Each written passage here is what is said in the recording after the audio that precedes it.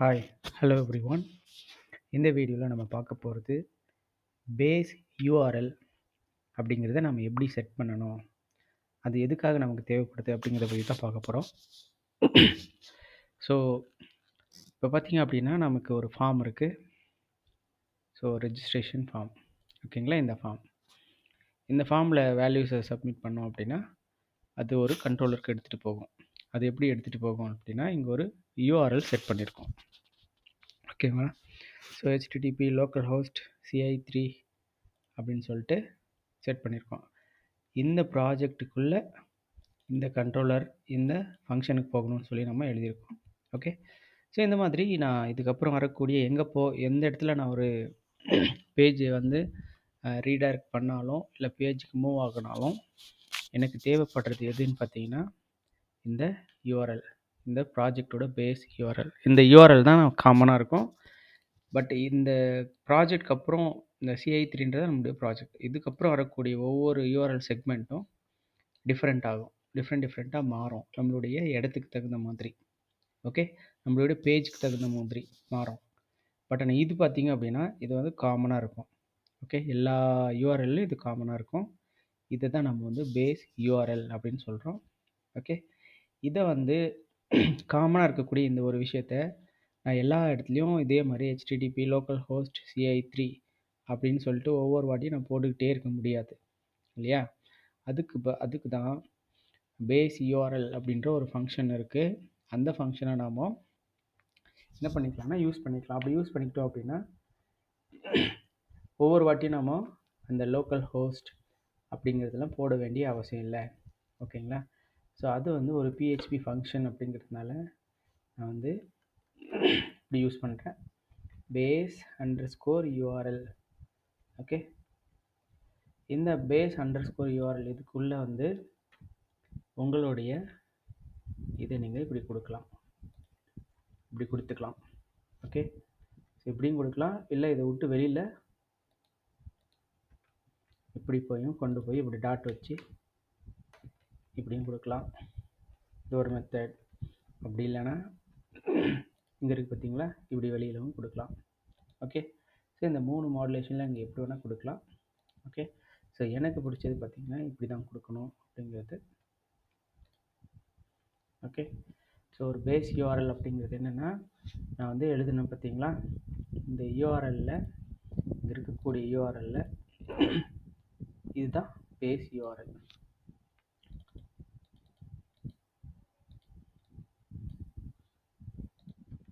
ஓகேங்களா. இதை காப்பி பண்ணி நீங்கள் போட்டு பார்த்தீங்க அப்படின்னா உங்களுக்கு என்ன வந்துருக்கு பாருங்கள், http லோக்கல் ஹோஸ்ட் CI3 தான் உங்களுடைய பேஸ் யூஆர்எல், ஓகேங்களா. ஸோ இந்த பேஸ் யூஆர்எல் இதுதான் வரணும் அப்படின்னு சொல்லி நம்ம எங்கே செட் பண்ணணும் அப்படின்னு பார்த்தீங்கன்னா இந்த கான்ஃபிக் அப்படிங்கிற ஒரு ஃபோல்டர் இருக்குது.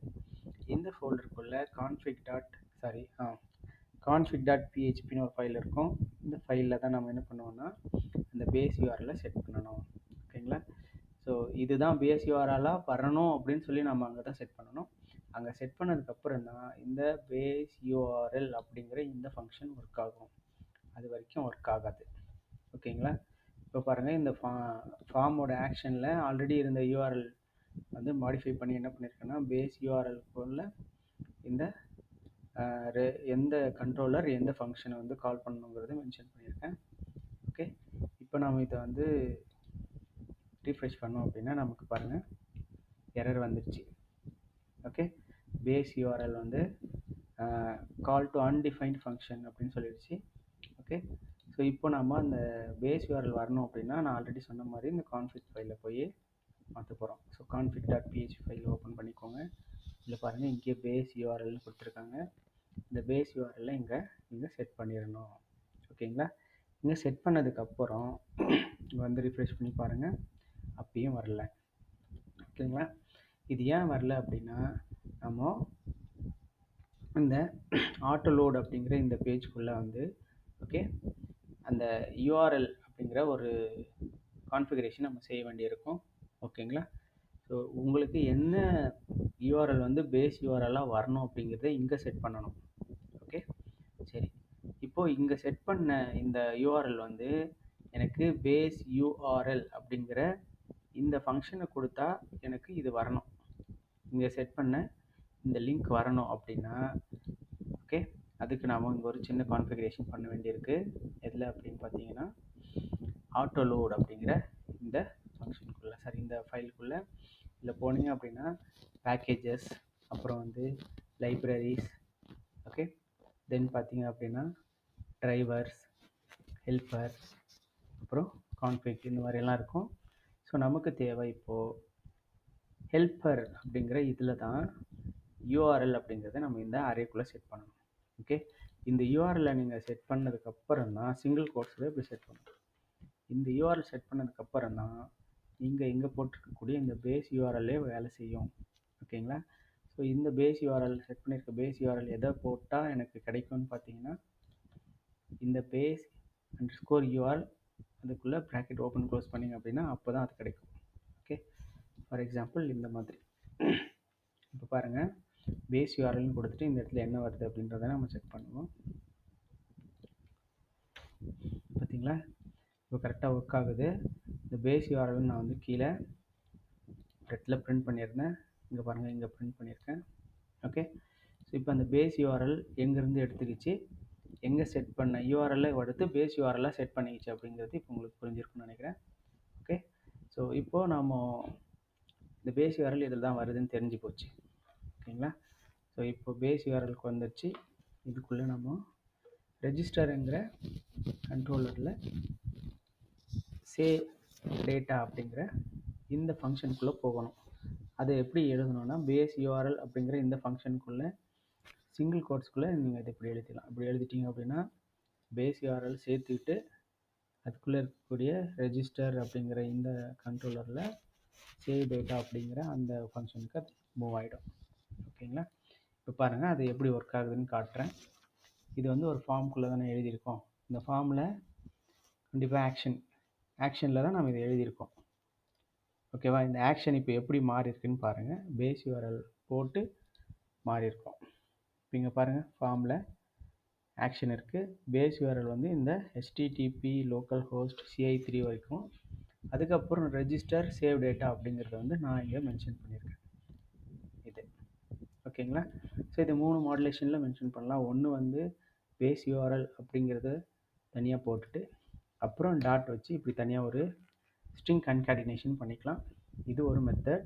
ஓகே, இன்னொரு மெத்தட் வந்து இங்கே போடாமல் இந்த PHP இதை விட்டு வெளியில் வந்து இந்த இடத்துல இப்படி போட்டுக்கலாம் நீங்கள். ஓகே, ஸோ இது ரெண்டாவது மெத்தட். மூணாவது மெத்தட் தான் வந்து இப்போ நான் ரெண்டு காட்டியிருக்கேன், ரெண்டுமே வேலை செய்யும் பாருங்கள், ரெண்டுமே அதே ரிசல்ட்டு தான். ஓகேங்களா? இப்போ மூணாவது ஒன்று தான் வந்து நம்ம ஆல்ரெடி பார்த்தது. இதுக்குள்ளவே போட்டுடணும், வெளியில் எதுவுமே எழுதாமல் இப்படி உள்ளவே போட்டுக்கலாம். ஸோ இதுக்கும் என்ன மீனிங் அப்படின்னா இதே மாதிரியான மாடுலேஷனில் தான் நமக்கு யூஆர்எல் ஜென்ரேட் ஆகும். ஓகேங்களா? ஸோ இப்படி தான் அந்த பேஸ் யூஆர்எல் அப்படிங்கிறத இது யூஸ் பண்ணி தான் நம்ம என்ன பண்ணுறோன்னா, நீங்கள் எந்த ஒரு பேஜுக்கு நீங்கள் மூவ் ஆகுறதா இருந்தாலும் லிங்க்கை வந்து இந்த பேஸ் யூஆர்எல்லை பேஸ் பண்ணி தான் நீங்கள் க்ரியேட் பண்ணுவீங்க. அந்த பேஸ் யூஆர்எல்லை பேஸ் பண்ணி தான் நம்ம யூஆர்எல் க்ரியேட் பண்ணுறோம். ஓகேங்களா? சரி, இப்போது இதுக்கப்புறம் நீங்கள் எந்த ஒரு கண்ட்ரோலரை நீங்கள் ஆக்சஸ் பண்ணுறதா இருந்தாலும் இந்த பேஸ் யூஆர்எல் அப்படிங்கிறத கொடுத்துட்டு நீங்கள் ஆக்சஸ் பண்ணிக்கிட்டீங்க அப்படின்னா, அதுக்குள்ளே இருக்கிற ஃபங்க்ஷனை ஆக்சஸ் பண்ணிட்டீங்க அப்படின்னா உங்களுக்கு ஒர்க் ஆக ஆரம்பிச்சிடும். ஸோ ஒவ்வொரு வாட்டியும் இந்த மாதிரி போட வேண்டிய அவசியம் இருக்காது. ஓகேங்களா? லோக்கல் ஹோஸ்ட் CI3 அப்படின்னு எல்லாம் போட்டுட்டு அப்புறம் கண்ட்ரோலரோட நேம் கொடுத்து அதுக்கப்புறம் ஃபங்க்ஷன் இப்படியெல்லாம் போட வேண்டிய அவசியம் இல்லை. நம்ம இதுக்கப்புறம் ஸ்ட்ரெயிட்டாகவே என்ன பண்ணிக்கலாம், பேஸ் யூஆர்எல்னு கொடுத்துட்டு கண்ட்ரோலர் நேம் தென் ஸ்டூடெண்ட் அதாவது ஃபங்க்ஷன் நேம் கொடுத்தீங்க அப்படின்னா டேரெக்டாகவே ஒர்க் ஆக ஆரம்பிச்சிடும். ஓகேங்களா? ஸோ இந்த பேஸ் யூஆர்எல் இங்கே இந்த மாதிரி இடத்துல யூஸ் ஆகும். அடுத்து இது எங்கெல்லாம் நீங்கள் லிங்க் க்ரியேட் பண்ணுறீங்களோ அந்த இடத்துலலாம் பேஸ் யூஆர்எல் யூஸ் ஆகும். இன்னொரு இடத்துல எங்கே யூஸ் ஆகும் அப்படின்னு பார்த்தீங்கன்னா, இங்கே ஒரு வந்து ரெஜிஸ்டர் பண்ணிட்டீங்க. ஓகே, உங்கள் டேட்டாவை சேவ் பண்ணியாச்சு. ஓகே, சேவ் பண்ணதுக்கப்புறம் நீங்கள் உங்களுடைய ஃபார்மை திரும்பி லோட் ஆகணும் அப்படின்னா நம்ம வந்து முன்னாடி வீடியோவில் பார்த்த மாதிரி இந்த ஃபார்ம் வந்து நம்ம லோட் பண்ணி விட்டுருக்கோம். ஓகே, இதில் இந்த மாதிரி லோட் பண்ணி விட்றதுல என்ன ஒரு ட்ராபேக் இருக்குது அப்படின்னா அதையும் உங்களுக்கு காட்டிடுறேன். ஓகே, ஸோ ஆக்சுவலி அப்படி நீங்கள் லோட் பண்ணி விடக்கூடாது. ஓகே, இப்படி ஒரு ஃபார்ம் இருக்குது. இந்த ஃபார்மை ஃபில் பண்ணி உங்களுக்கு சப்மிட் பண்ணி லைவாக அது என்ன ஆகுதுன்றதை காட்டுறேன். அப்போ பாருங்கள். ஓகே, ஸோ நேம் வந்து கிருஷ்ணா அப்படின்னு கொடுக்குறேன். இமெயில் வந்து krishna@gmail.com அப்படின்னு சொல்லி கொடுக்குறேன். மொபைல் நம்பர் ஓகே கொடுத்துட்டேன். ஸோ இப்போ ரெஜிஸ்டர்னு கொடுக்குறேன். ரெஜிஸ்டர் கொடுத்தோடனே இந்த யூஆர்எல் எப்படி மாறுதுன்னு பாருங்கள். பார்த்தீங்களா, சேவ் டேட்டான்ற ஃபங்க்ஷனுக்கு போயிட்டு ரெஜிஸ்டரில் சேவ் டேட்டாக்குள்ளே போயிடுச்சு. இப்போது நான் இந்த ஃபார்மை நான் ரீலோட் பண்ணேன் அப்படின்னா ஓகே, ஒவ்வொரு வாட்டியும் அந்த ரெக்கார்டை எனக்கு இப்போது ரீஃப்ரெஷ் பண்ணேன்னு வச்சுக்கோங்களேன். அதாவது இங்கே கர்சரை வச்சுட்டு நான் ரீலோட் பண்ணேன் அப்படின்னாலோ இல்லை இதை நான் ரீஃப்ரெஷ் பண்ணேன் அப்படின்னாலோ எனக்கு வந்து எம்டி ரெக்கார்டு போய் ஸ்டோர் ஆகிட்டே இருக்கும். ஓகேங்களா, அது எப்படி ஸ்டோர் ஆகுதுன்னு காட்டுறேன் பாருங்கள். இப்போது என்டர் பண்ண அந்த ரெக்கார்டு வந்து எங்கே வருதுன்னு பார்ப்போம். நான் வந்து டெஸ்ட் அப்படிங்கிற டேட்டா பேஸ் தான் யூஸ் பண்ணோம்.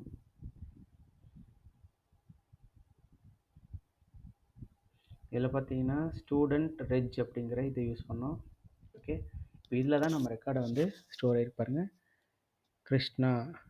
ஸோ இந்த ரெக்கார்டு எப்படி ஸ்டோர் ஆகுது அப்படிங்கிற இந்த ப்ராசஸ் எல்லாம் ப்ரீவியஸ் வீடியோவில் பார்த்துட்டோம். அதுக்காக நான் அதை சொல்லலை. ஓகே, ஸோ இப்போ வந்து ரெக்கார்டு ஸ்டோர் ஆகிடுச்சு 5th ஒன்று. இப்போ இதில் என்ன ட்ராபேக் அப்படின்னு பாருங்கள். இந்த பேஜை வந்து இந்த மாதிரி லோட் பண்ணி விடுறதுனால. ஓகே, ஸோ இப்போ நான் என்ன பண்ணுறேன், அகைன் இந்த பேஜ் தெரியாமல் இப்படி ரீஃப்ரெஷ் பண்ணிடுறேன். ரீஃப்ரெஷ் பண்ணிட்டேன்னா அகைன் இங்கே போய்ட்டு இங்கே ரெக்கார்டை பாருங்கள். என்னாச்சு, அதே ரெக்கார்டு எனக்கு திரும்பவும் இன்சர்ட் ஆகிட்டே இருக்குது. ஓகே, இப்போ நான் தெரியாமல் இங்கே கிளிக் பண்ணி எப்படி பண்ணுறேன் பார்த்தீங்களா. ஸோ எரர் வந்துடுச்சு எனக்கு. ஓகேவா, ஸோ இந்த மாதிரி ஒரு ட்ராபேக் இருக்குது. எப்போன்னா இந்த பேஜை வந்து லோட் பண்ணி விடும்போது, அதாவது எனக்கு இதில் கண்ட்ரோலரில் என்னென்ன விஷயங்கள் செய்யணுமோ அதெல்லாம் செஞ்சு முடிச்சதுக்கப்புறம் எந்த ஃபார்முக்கு போகணுமோ அந்த ஃபார்மை வந்து லோட் பண்ணி விடுறதுனால இந்த மாதிரி ப்ராப்ளம் வருது. ஓகேங்களா, இங்கே பார்த்தீங்க அப்படின்னா எனக்கு ரெக்கார்டு வந்து ரீஃப்ரெஷ் பண்ண அதே ரெக்கார்டு திரும்ப திரும்ப ஸ்டோர் ஆகிட்டே இருக்குது. ஓகே, இதை அவாய்ட் பண்ணுறதுக்கு தான் நம்ம என்ன பண்ணுறோம் தெரியுமா, இந்த பேஸ் யூஆர்எல்ங்கிறது வந்து இந்த இடத்துல ஒரு ரொம்ப ஹெல்ப் பண்ணும். என்ன பண்ணும் அப்படின்னு பார்த்தீங்கன்னா, எனக்கு வந்து அந்த ரெக்கார்டு இன்சர்ட் ஆனதுக்கப்புறம் திரும்பவும் அந்த ரெஜிஸ்ட்ரேஷன் ஃபார்ம் லோட் ஆகணும். ஓகே, அந்த ரெஜிஸ்ட்ரேஷன் ஃபார்ம் எதை வச்சு லோட் ஆகும் அப்படின்னு பார்த்தீங்கன்னா, நம்ம ஆல்ரெடி போட்ட மாதிரி ஒரு இந்த சொல்கிறது https localhost/ci3/register/student இந்த யூஆர்எல் நீங்கள் போட்டிங்கன்னா உங்களுக்கு அந்த ஃபார்ம் லோட் ஆகிடும். ஓகேங்களா, இந்த ஃபார்ம் லோட் ஆகிறதுக்கு நம்ம என்ன பண்ணுறோம் அப்படின்னா, அதாவது இந்த மாதிரி போடுறதுக்கு பதிலாக இப்படி போட்டால் அந்த ஃபார்ம் லோட் ஆகிடுது. பட் ஆனால் ரீஃப்ரெஷ் பண்ண ரெக்கார்டு உட்காருது. எப்படின்னா இந்த மாதிரி போடும்போது. ஸோ இதை ஓவர் கம் பண்ணி, அதாவது இந்த ப்ராப்ளத்தை சால்வ் பண்ணுறதுக்கு தான் நம்ம என்ன பண்ணுறோன்னா, இந்த மாதிரி லோட் பண்ணாமல் இந்த யூஆர்எல்லையே நம்ம திரும்பவும் லோட் பண்ணி விடணும். திரும்பவும் இந்த யூஆர்எலுக்கு நம்ம ரீடைரக்ட் பண்ணி விடணும். ஓகேங்களா, ஸோ இப்போது ரீடைரக்ட் பண்ணுறதுக்கு நமக்கு என்ன தேவைப்படுது அப்படின்னு பார்த்தீங்கன்னா, இங்கே வரைக்கும் நமக்கு பேஸ் யூஆர்எல்னு தெரிஞ்சிடுச்சு. ஓகே, இப்போ பேஸ் யூஆர்எல் ஓகே, அதுக்கப்புறம் இந்த particular controller and function use பண்ணிட்டோம் அப்படின்னா ஆட்டோமேட்டிக்காக நமக்கு லோட் ஆயிரும். அது எப்படி போடுறாங்க பாருங்கள். ரீடைரக்ட் அப்படின்ற ஒரு ஃபங்க்ஷன் இருக்குது. இந்த ஃபங்க்ஷன் கொடுத்து உங்களுடைய இந்த ப்ராசஸ் முடிஞ்சதுக்கப்புறம் எந்த யூஆர்எலுக்கு போய் ரீடைரக்ட் ஆகணுமோ உங்கள் பேஜ், அந்த பேஜ் நீங்கள் இதில் மென்ஷன் பண்ணணும். ஓகேங்களா, ஸோ இப்போ பார்த்தீங்கன்னா இந்த இடத்துக்கு தான் போகணும், இந்த லிங்க்குக்கு தான் போகணும். ஓகே, இப்போ நான் வந்து ஒரு ரெக்கார்ட் போட்டு இன்சர்ட் பண்ணி காட்டுறேன். ஓகே, போட்டோடனே என்ன நடக்குதுன்னு பார்ப்போம். திரும்பி புதுசாக போடுறேன். ஓகே, ஸோ தானா அப்படின்னு போடுறேன். தானா@gmail.com போடுறேன். அடுத்து வந்து ஒரு சும்மா dummy number. Okay, so 10 number இருக்கா, 11 நம்பர் இருக்குது. ஓகே,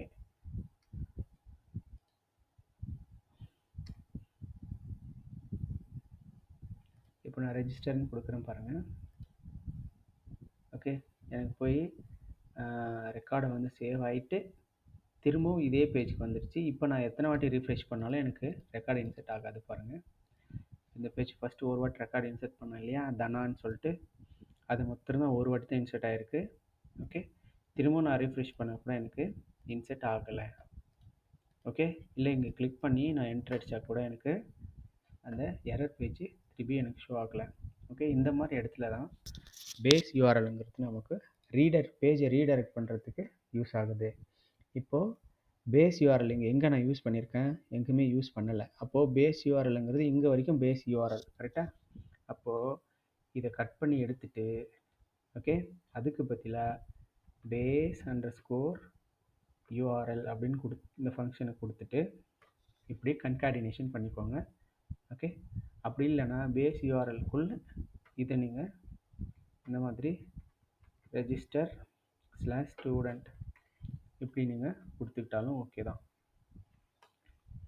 ஓகேவா, இப்போ பாருங்கள், திரும்பவும் அகைன் நம்ம ஒரு ரெக்கார்டை இன்செர்ட் பண்ணிவிட்டு செக் பண்ணி பார்ப்போம். திரும்ப இதே பேஜ் நமக்கு ரீடைரக்ட் ஆகுதான்னு சொல்லிட்டு. ஓகேங்களா, ஸோ ram அப்படின்னு போட்டுக்கலாம். ஓகே, ram@gmail.com கொடுத்துக்கலாம். இப்போ வந்து ஃபோன் நம்பர் சும்மா டம்மி நம்பர் ஒன்று கொடுப்போம்.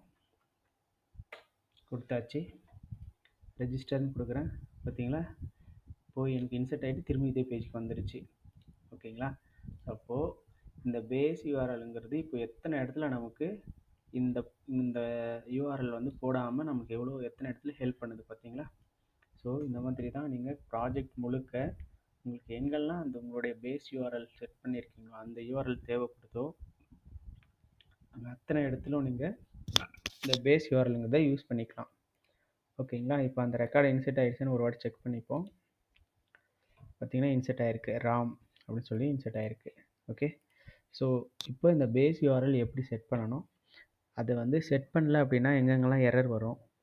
ஓகேங்களா, ஸோ அதை செட் பண்ணுறதுக்கு எந்த ஃபைலில் போய் எந்த ஃபைலில் இருந்து அது லிங்க் ஆகி வருது அப்படிங்கிறது கண்டிப்பாக உங்களுக்கு புரிஞ்சிருக்கும்.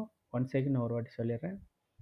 நீங்கள் எது வந்து உங்களுக்கு பேஸ் யூஆர்எல்லாக வரணும்னு நினைக்கிறீங்களோ அதை config.php பேஜில் போயிட்டு கான்ஃபிக்குள்ளே பேஸ் யூஆர்எல்னு ஒரு அரே கீ ஒன்று கொடுத்துருப்பாங்க. இதுக்கு நீங்கள் செட் பண்ணுற இந்த யூஆர்எல் தான் உங்களுக்கு பேஸ் யூஆர்எல்லாக வரப்போகுது. ஓகேங்களா, இதில் நீங்கள் என்ன செட் பண்ணுறீங்களோ அப்படியே உங்களுக்கு பேஸ் யூஆர்எல்லாக வந்துடும்.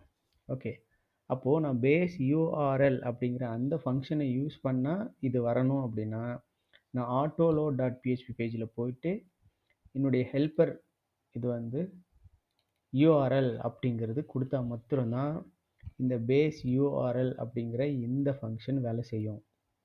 ஓகே, ஐ திங்க் இப்போ கிளியராக புரிஞ்சிருக்கும்னு நினைக்கிறேன். ஓகே, ஸோ இந்த வீடியோ கண்டிப்பாக உங்களுக்கு யூஸ்ஃபுல்லாக இருக்கும். அப்படி யூஸ்ஃபுல்லாக இருந்தது அப்படின்னா யாருக்கு யூஸ்ஃபுல்லாக இருக்குன்னு நினைக்கிறோம் உங்களுக்கு ஷேர் பண்ணுங்கள்.